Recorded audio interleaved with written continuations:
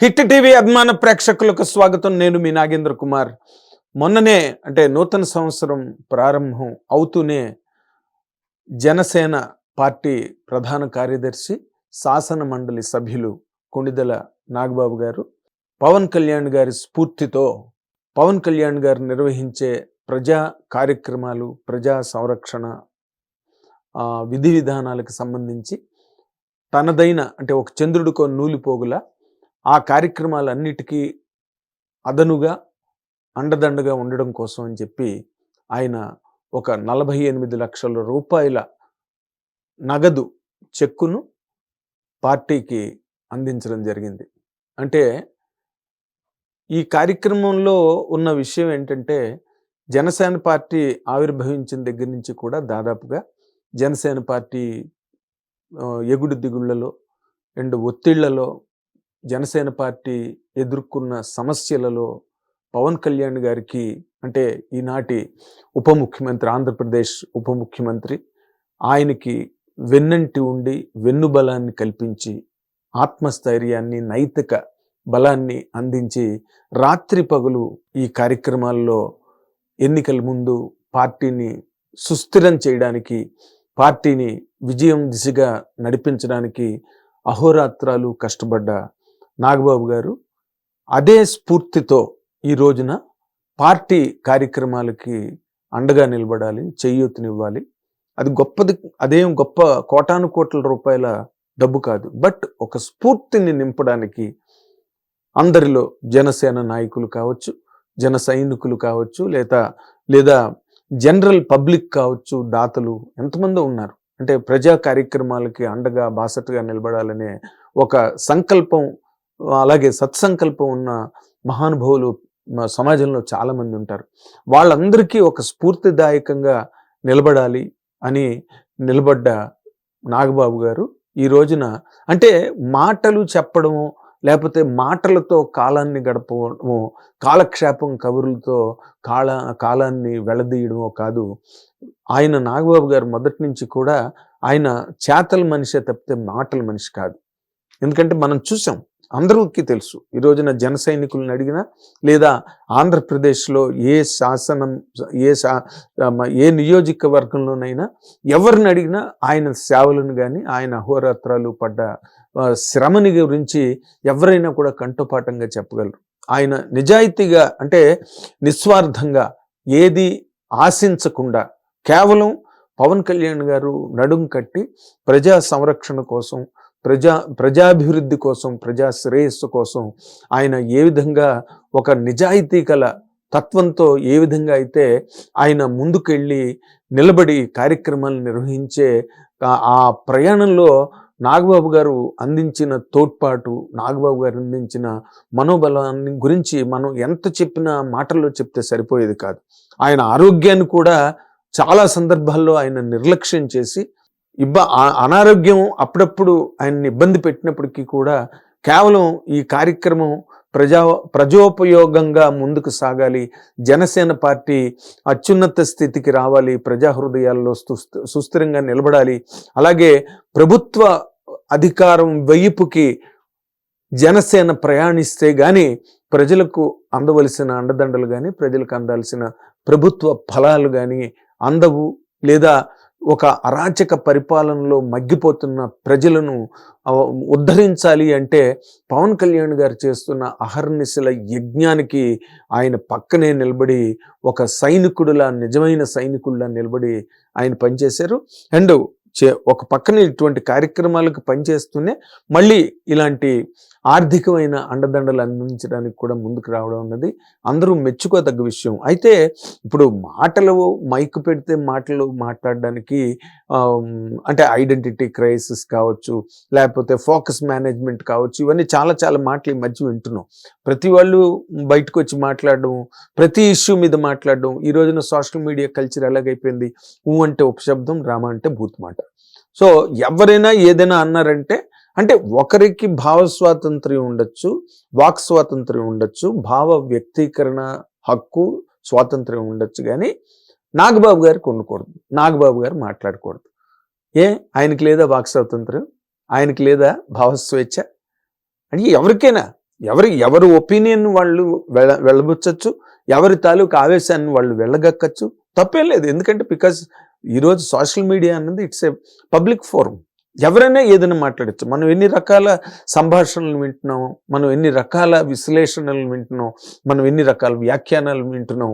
ఒక్కొక్కసారి వినే మాటలు కానీ లేకపోతే వినిపిస్తున్న వ్యాఖ్యానాలు విశ్లేషణలు వింటే కనుక మనసు ఖిన్నమైపోతుంది, ఖేదము ఏర్పడుతుంది మనసుకి.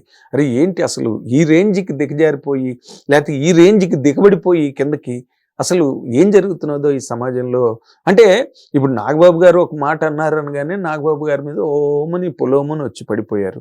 అంటే మనం మాట్లాడితే మనది ఆత్మవిశ్వాసం, మనది నిజం, మనది కరెక్ట్. మనం ఎదుటివాడు మాట్లాడితే అది మూర్ఖత్వం,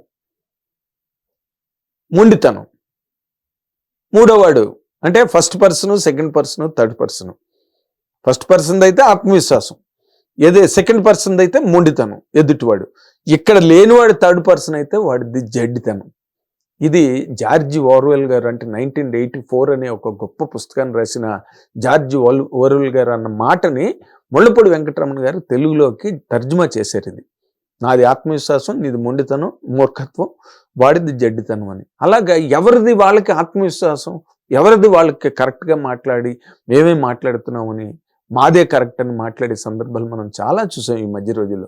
నేను మనుషుల గురించి వ్యక్తుల పేర్లు గట్టనని ఇక్కడ చెప్పను.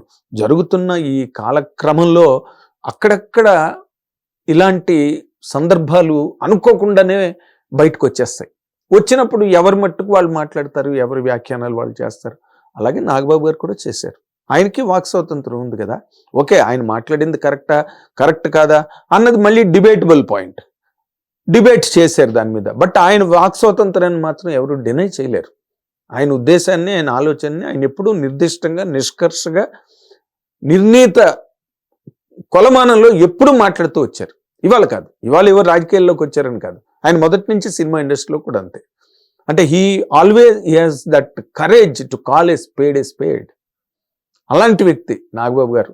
ఆయనేమి చిన్నింటి మనిషి కాడు. ఒక పక్కన మెగాస్టార్ లెజెండ్ ఒక బ్రదర్ అయితే, ఇంకొక లెజెండ్ పవన్ కళ్యాణ్ గారు ఇంకో బ్రదర్ అయితే, వాళ్ళ మధ్య ఉండి కార్యక్రమాలని ఎంతో సమతౌల్యంగా ఒక బ్యాలెన్స్తో, సంయమనంతో దశాబ్దాల పాటు నడిపిన వ్యక్తి, నడిపిన చరిత్ర గల ఒక వ్యవస్థ నాగబాబు గారంటే.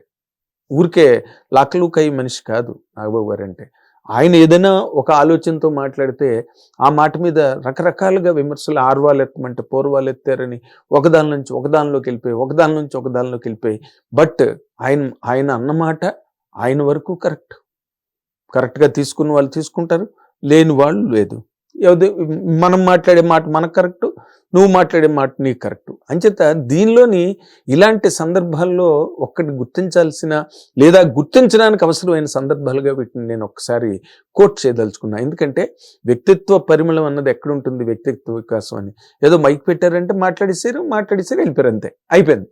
ఏదో ఒకటి మాట్లాడేశారు. కానీ చేతల దగ్గరికి వచ్చేసరికి ఎవరు చేయగలరు? ఆయన ప్రాణాలకు తెగించి కార్యక్రమాల్లో పాల్గొని జన సైనికుల్లో స్ఫూర్తిని నింపడానికి. ఇప్పుడు ఎవరో ఏదో మాట్లాడారు, బయట వాళ్ళు మాట్లాడారంటే అర్థం ఉంది. జన సైనికులు ఎప్పుడు కూడా ఆయనతో పాటే ఉన్నారు. జన సైనికులు ఆ స్ఫూర్తిని తీసుకోవాలి, నాగబాబు గారి స్ఫూర్తిని తీసుకోవాలి. నాగబాబు గారి తాలూకా అడుగుజాడల్లో నడిచి, ఎందుకంటే ఆయన నిస్వార్థమైన వ్యక్తి, అందుకు ఈ మాట చెప్తున్నది. పవన్ కళ్యాణ్ గారి లాగే నిస్వార్థం, వాళ్ళు దే ఎపిటోమ్స్ ఆఫ్ సెల్ఫ్లెస్నెస్. కాబట్టి జన సైనికులందరూ కూడా ఇటువంటి కార్యక్రమాలను స్ఫూర్తిగా తీసుకోవాలి. కానీ ఏదో నాగబాబు గారు అన్న మాటలకి ఇంకెవరో ప్రతిస్పందించి వాళ్ళు రియాక్ట్ అయ్యి మాట్లాడితే ఆ మాటలను మళ్ళీ తీసుకొచ్చి నాగబాబు గారి మీద బౌన్స్ చేసి మాట్లాడాల్సిన అవసరం జన సైనికులకి లేదు. జన సైనికులకి ఆ అగత్యం లేదు.